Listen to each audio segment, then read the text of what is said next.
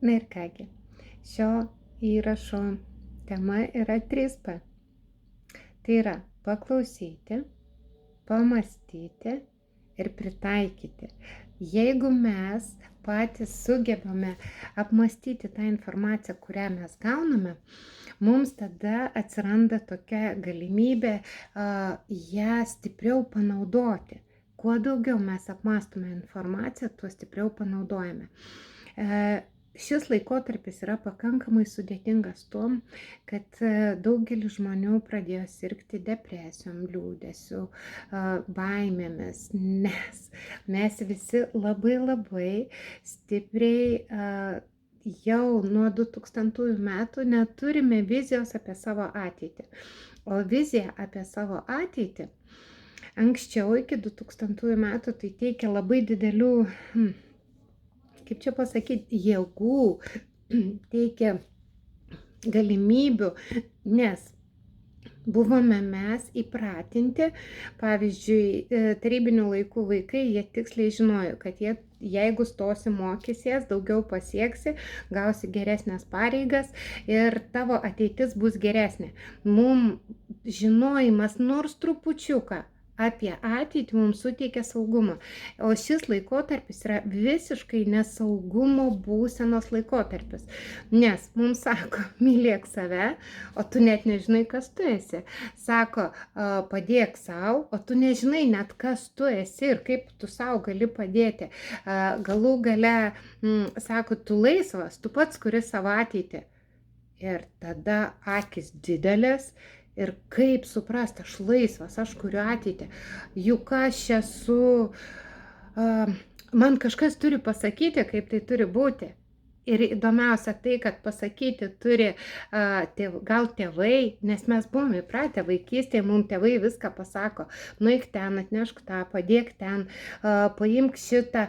Mes tiek įpratę buvome prie tų vadinamų įsakinėjimų, kad mes dabar jau savo ateities nebemokame kurti patys, nes jei vyrui neįsakinėja žmona, tai jisai iš nežinojimo, ką daryti, gali net pradėti eiti ir alkoholio ieškoti, arba ieškoti moters, kuri įsakinės.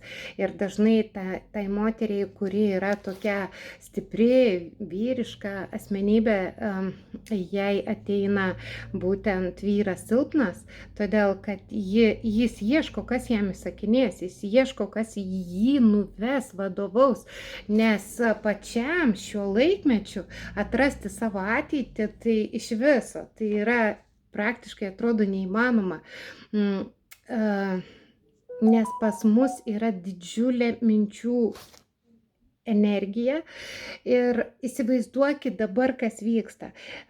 Tos baimės, tie mūsų nežinojimai, kur mums eiti, ką mums daryti, yra tik todėl, kad pas mus yra begalė minčių ir tos mintys jos, įsivaizduokit, kad jūs esate lyg visas miestas su daugybė namų. Ne, ką čia miestas?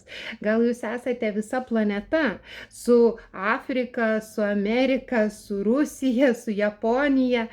Ir įsivaizduokite, visos šitos strateginės vietos jūsų galvoje, jos ūžia. Jos aiškina, kaip turi būti, ką jūs turite daryti. Ir automatiškai prasideda chaosas. Chaose ateities nėra, bet ir dabartie ateities nėra. Ir va šitoj vietoj prasideda iš viso pasimetimas.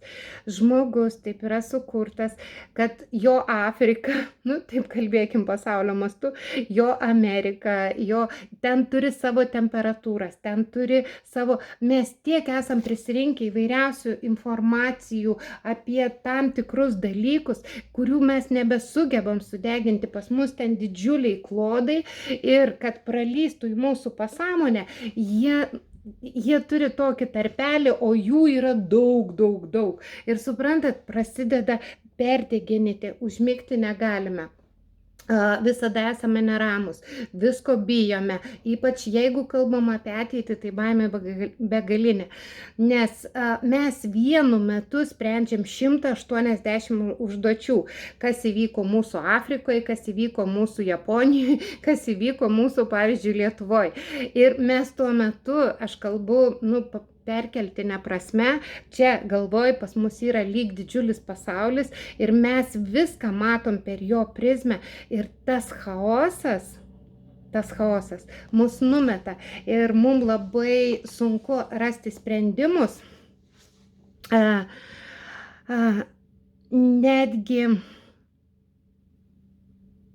netgi jeigu mes nevalome savo pasaulio, mums labai sudėtingai pradeda darytis gyventi. Nes truputį galbūt kai kas netgi eina gliukogenus, žodžiu, tuos, kurie naikina, truputį nuramina, pradeda nervus raminti, gerti tabletės susijusias su nervų raminimu, bet tai neišsprendžia problemos. Nes ūžia tavo pasaulis, kuris nori per mažytį tarpelį pralysti į kitą erdvę, tai yra iš sąmonės į pasąmonę. Ir va čia yra esminiai dalykai. Taigi, mėlieji, tai naujas ciklas, kuriame kalbėsiu apie viską, apie va šitus pralindimo galimybės, kaip tai viską tvarkyti. Tai nebus ilgi video, bet galbūt ir bus paskaitos, tiesiog kažkoks tai formatas bus.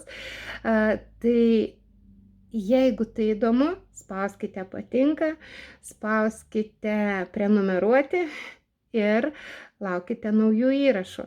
Ir tikrai bus daug įdomios informacijos, kas mane pažįstate, aš esu Eligė, numerologė, skaičių meistrė, iš gimimo datų skaičiuoju apie žmonės ir konsultuoju tuo pačiu. Taigi, mėlėjai, apkabinu visus ir nuo šiol naujas ciklas, nauja rubrika – padėk sau pats. Nėra guru, nėra kažko tų žmonių, kurie tau galėtų pasakyti, kaip ką daryti, o turimas žinias aš dalinsiuosi su jumis. Iki.